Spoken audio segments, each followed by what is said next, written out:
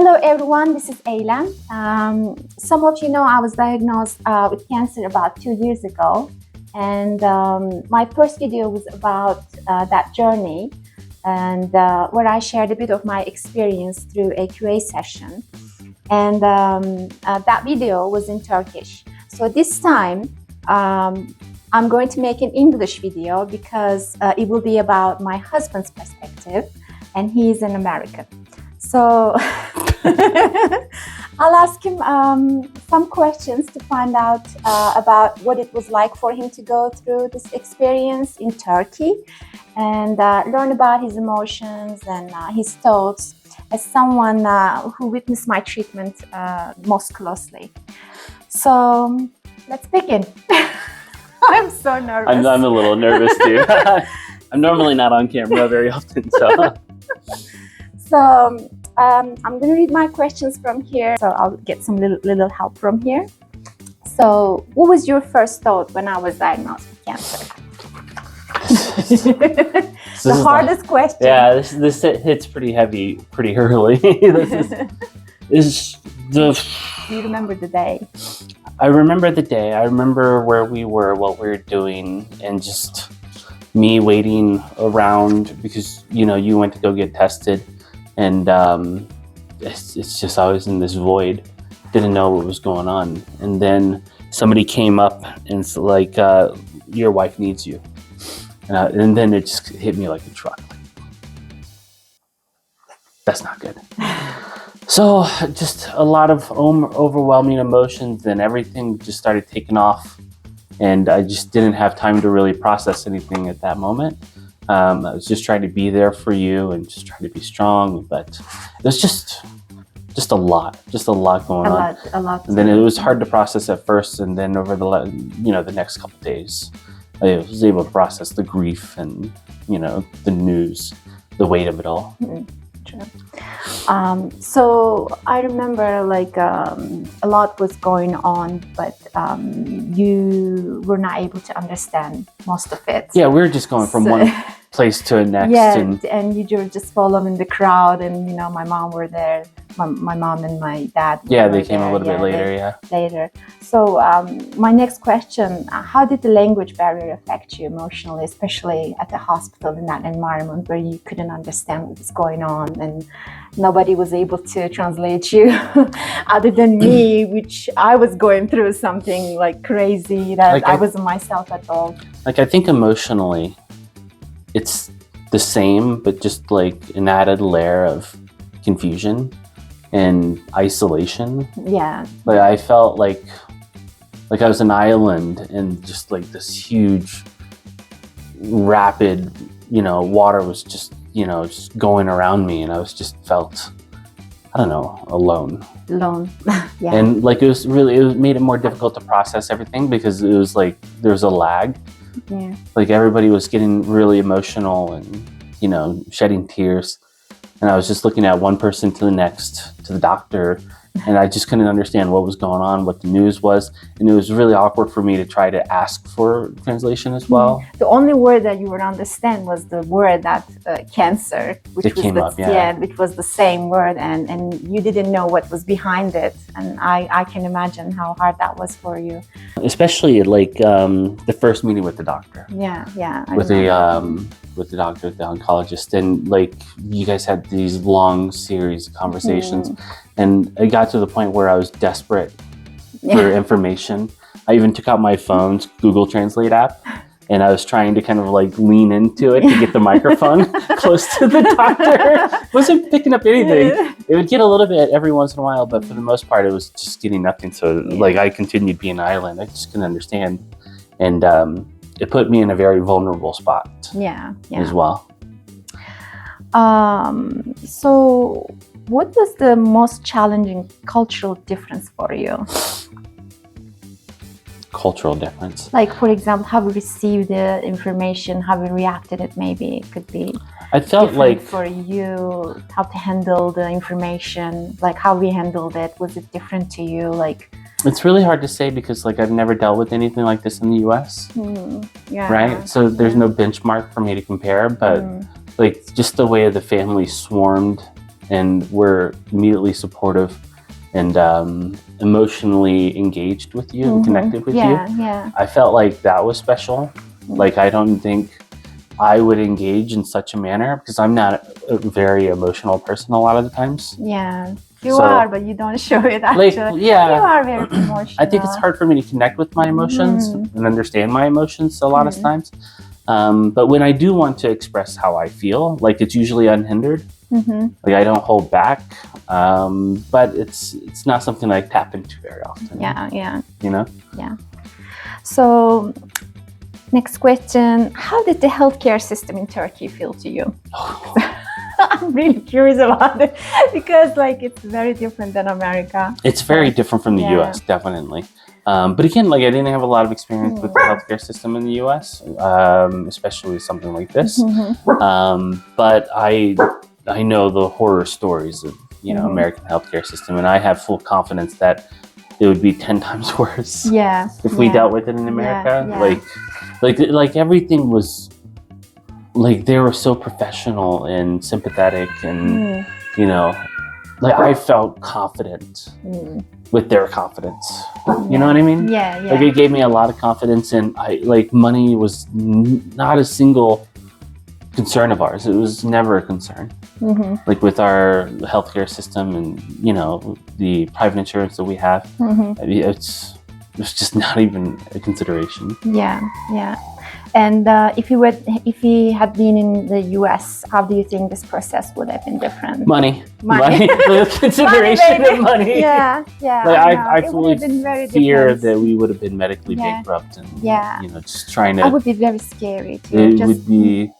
I remember once we were there, and when you get sick, remember how we end up in the emergency room, and then that was one of the biggest experience, like facing with the healthcare system there. And they did nothing. They did absolutely nothing. And but I mean, it was just.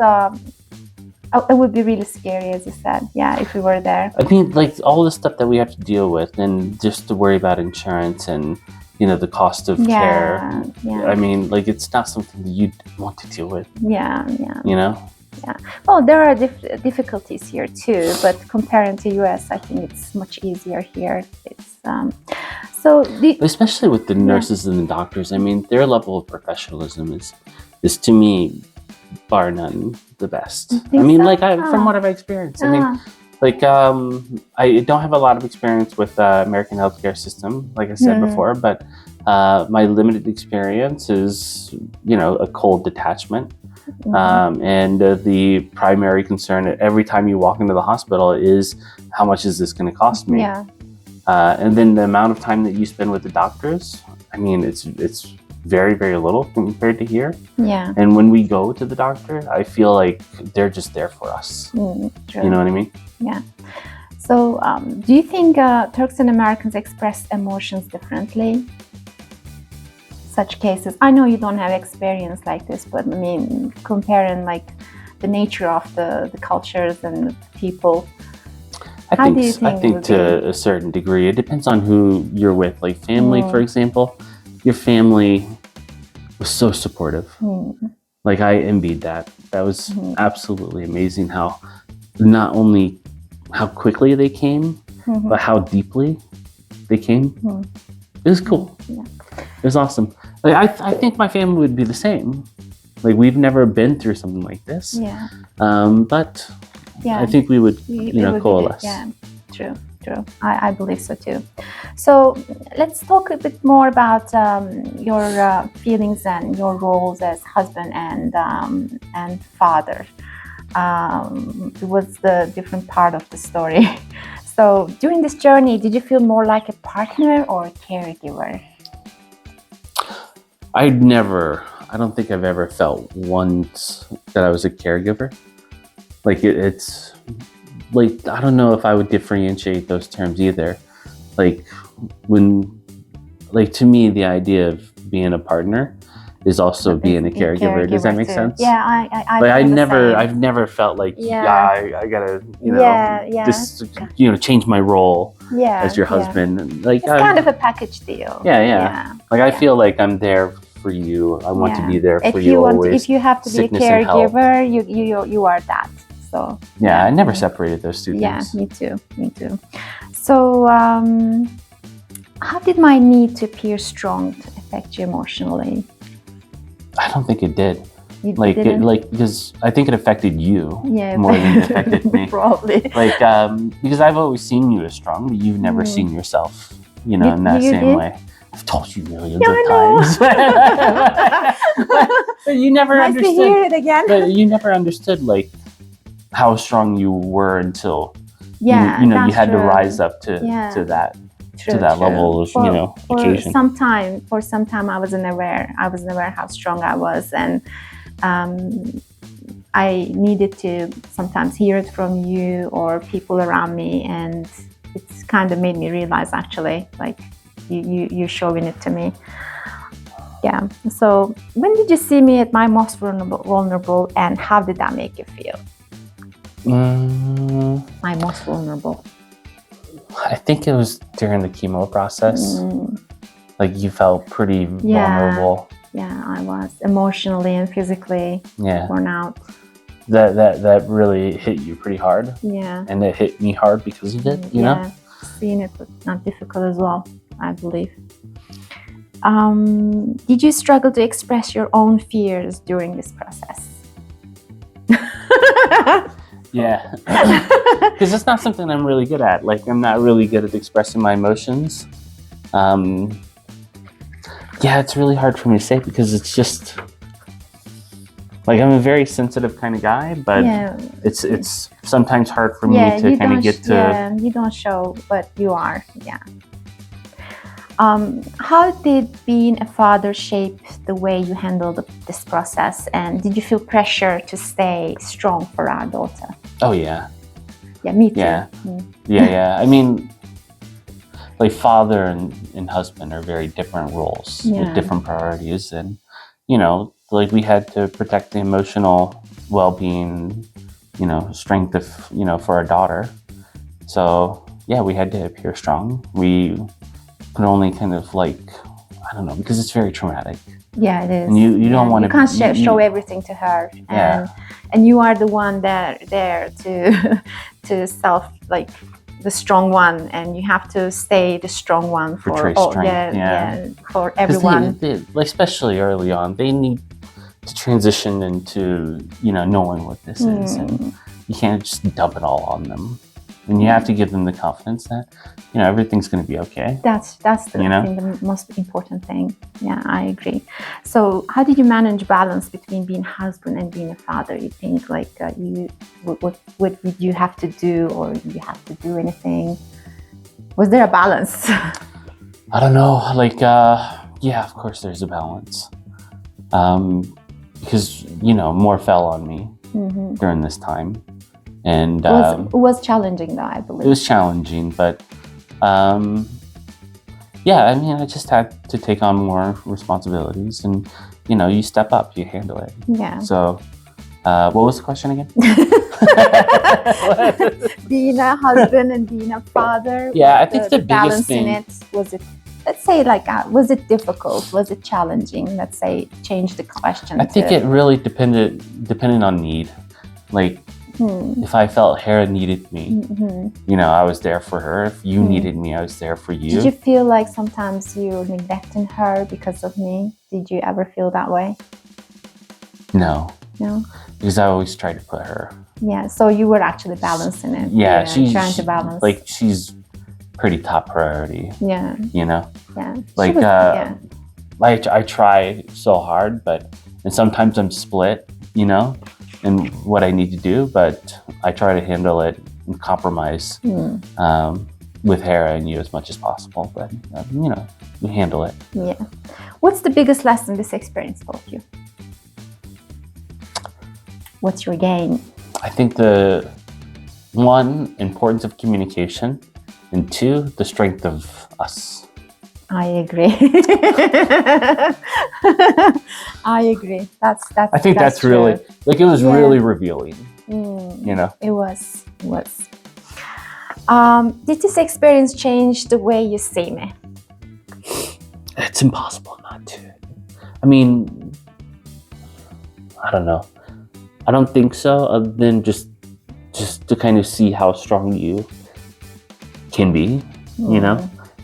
Like, I've never seen you any other way, but yeah, I just think the respect that I had for your strength, because I don't want to be able to do it. You think You know? so? Maybe you would. You never know. It'd be overwhelming. But I didn't know I would you- be able to do such a thing too. and you were until I head on had it. too. Yeah. You were head on. I mean, the pictures you would take, the strength you would show, every step of the way. I thought it was amazing. Thanks, Ashko. I thought it was amazing. Thank you. I mean, truly, like warrior type. You know what I mean? Thank like you went, like you put on your armor every day, and then you went out there and fought. I respect that a lot. Thank you. Thank you. It means a lot, actually. Oh. It's our neighbors. They're Yeah, it's someone cooking cutting again. onions. If you could say one thing to someone going through a similar journey, what would it be? Put in that armor. You got this. You know, like it's hard. I just hope that you have, you know, people around you that love and care for you to help out. That's it. Just, I wish you a beautiful journey. It's hard. It's really, really hard, but you fight it. Thank you, Ashkam. That was actually a very good message. Okay, thank you. Thank you for sharing your feelings. And I really appreciate everything you said here. And I got emotional too. And I'm really, me too, really yeah. The guy said he wasn't really emotional. He can't show his emotions, but he's like someone cutting onions. No, when it's hard to tap into sometimes, Yeah, but like it's I don't difficult. like. It's such a difficult thing. I'm Like, trying to stop nobody it. can blame, anyone. But thank you again. This is all from us for now, and thank you all watching. And we'll see you soon again. Thank you, Ashkım. Bye.